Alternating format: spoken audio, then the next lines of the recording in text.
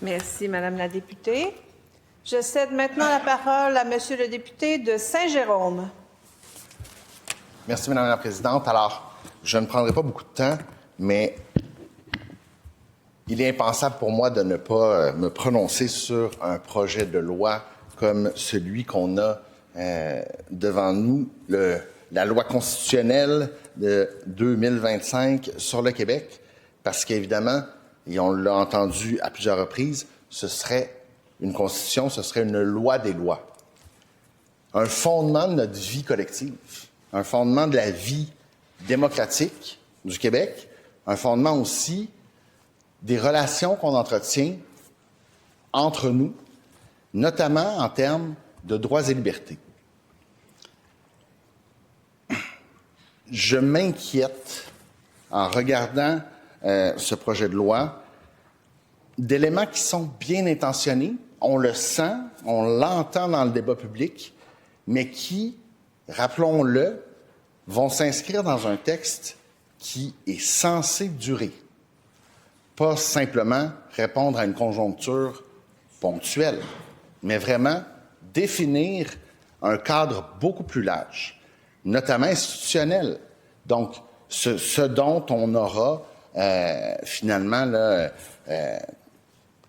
ce qu'on se dotera de références pour l'ensemble de la vie législative, parlementaire, pour les institutions qui sont les plus fondamentales à ce qu'on appelle l'État, dans son ensemble, donc tant le Parlement que le gouvernement, que l'ensemble des ministères, des organismes, tout ça va en quelque sorte découler implicitement et de plus en plus, en fait, explicitement, si la Constitution est adoptée, d'un texte.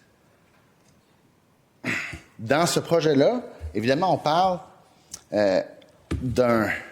d'une hiérarchisation des droits, question de dicter, en quelque sorte, au cours de justice, que lorsqu'il y a tension entre deux droits, peu importe les circonstances, peu importe le cas individuel qui est contemplé, il faut absolument qu'un droit l'emporte sur l'autre. Et ça, il y a quelque chose qui, pour moi, devient problématique. À la limite, je vous dirais que dans ce qu'on a discuté largement dans les derniers mois dans la société civile par rapport à l'article 29, c'est ça aussi que je sens, Madame la Présidente, et j'étais étonné peut-être que peu de gens le relèvent, mais j'aimerais quand même souligner que dans l'article 29,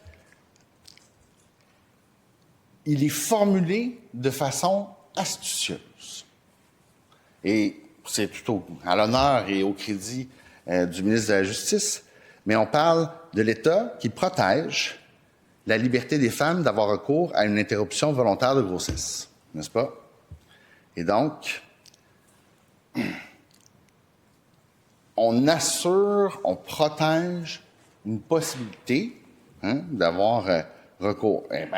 Moi, je me demande si on l'a formulé en se disant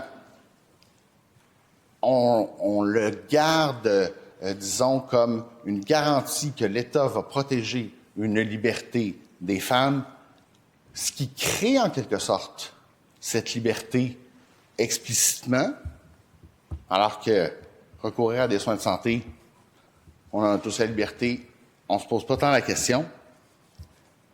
Mais évidemment, en cherchant, puis pour moi c'est ça qui est fondamental, en cherchant à dire l'État protège la liberté, on donne un mandat à l'État, d'accord, je comprends, mais on donne un mandat à l'État de protéger une liberté spécifique. Est-ce qu'il y a autre chose de plus fondamental que d'engager l'État à défendre les droits et libertés, et tous les droits et toutes les libertés de ses citoyens? En nommant une, pourquoi on ne nomme pas toutes les autres? Alors évidemment, il y en a. On mentionne que l'État protège aussi et assure la souveraineté culturelle du Québec. Après ça, il y a une question de définition, une question de droit collectif. Mais pour moi, il y a une problématique à confier un peu comme un énoncé de mission pour une entreprise, de dire, ben voici là, ce qu'on veut réaliser avec l'État. Hein. On veut protéger, par exemple, la liberté des femmes d'avoir recours à une interruption volontaire de grossesse. Ben, à mon avis, d'avoir des droits cités spécifiques, d'autres non, de parler de certaines libertés pour dire que l'État a cette mission de le garantir ou pas, ben, ça donne cette impression troublante d'une hiérarchie. Surtout quand, par ailleurs, on en parle explicitement dans ce texte pour en faire une hiérarchisation plus loin sur le droit de la religion versus le droit à égalité homme-femme. Moi, je sens que c'est une avenue qui est piégée. Et là-dessus, il me semble que pour ce principe, il y a vraiment une problématique qui doit être revue, qui doit être réfléchie à nouveau. Et je l'invite, et j'invite le gouvernement et le ministre à faire cette réflexion. Merci, Mme la Présidente.